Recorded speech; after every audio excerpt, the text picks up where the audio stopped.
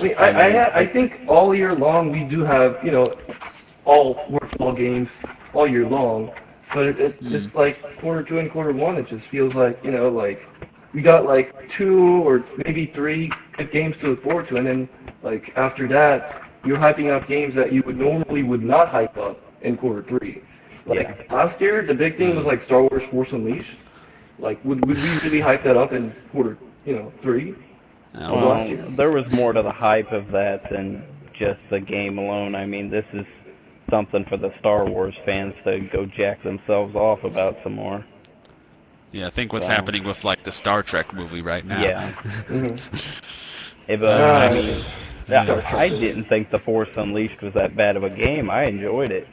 right. It's good. No, it was But fine. I know but reviewers kind of chewed that thing up and spat it back out just because it wasn't the game that they felt they were promised. just with that, there's kind of too much precedent to go on. There's been a lot of Star Wars games, and there actually have been a number of really good ones, and we had a lot of quality expectations from LucasArts. Yeah. I don't know. My argument kind of is that like in quarter two or quarter one, like we're really hyped about games that we probably normally wouldn't be that hyped up in like quarter three, you know?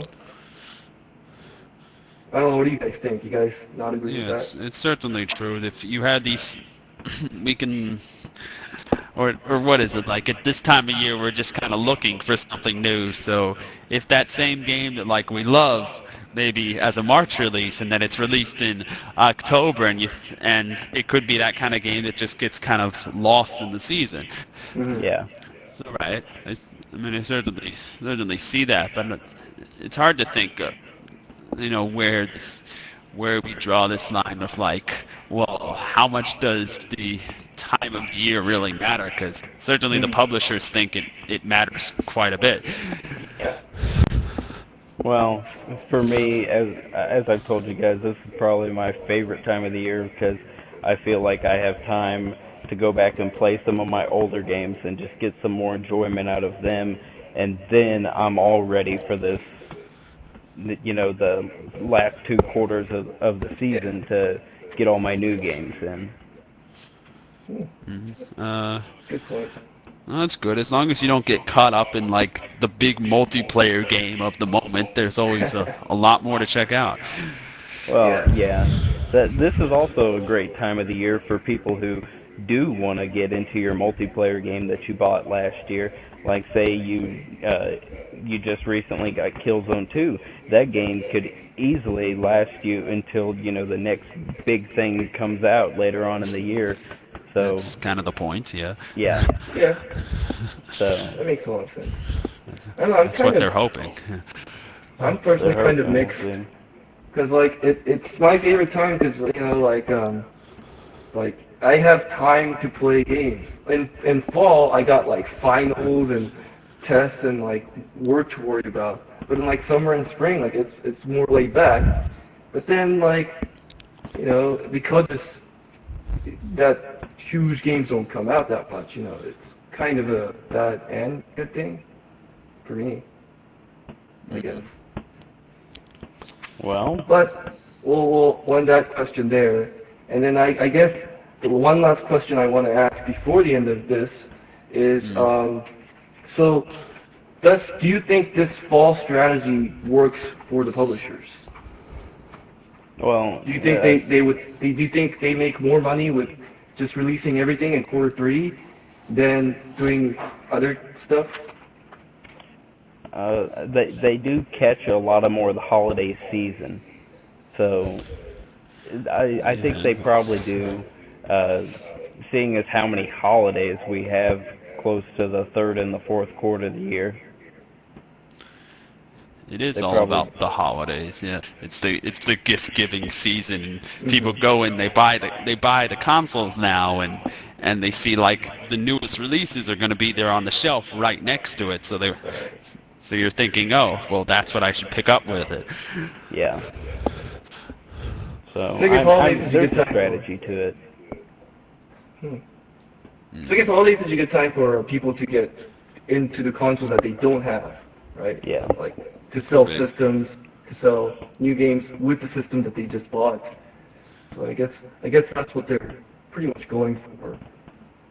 Yeah, as games come out and more games come out, it's like you always feel like there's kind of a trend to forget about that stuff from 6 months ago, and we know by the time we get to November again, there's so much new stuff, even with all the great stuff that there was from last year. It's got to be all about what's out now, and so you can't say, someone picks up a system now, they want the games that are out now. I know this time last year, this is a time where I finally got off my 360 for the longest time because they kept onslaughting me with games that I just kept wanting to play. And then eventually I was like, fuck you, I'm going to buy a PS3. So, because I played it enough at my friend's house that I was saying, wow, this is the best console of all time. And then I got my PS3, played all the games, was like, meh, it's on par with 360 for me, but at least I got that opportunity in that time to play a console I didn't have time to play with. So you double overloaded yourself with games at the time of game overload? That's right. I did everything about ass backwards. But I did that. I picked up a DS in November, and there were I had a list of 50 games to play on that. I just kind of been getting to it. Yeah. So it happens. There's an advantage to the gamers, I think, at this time of year. I mean, at least it gives you especially for guys like us that really like doing our reviews and they really like doing our, timing our reviews to get it out to everybody else, because it seems more like something that everybody would like to read at the moment.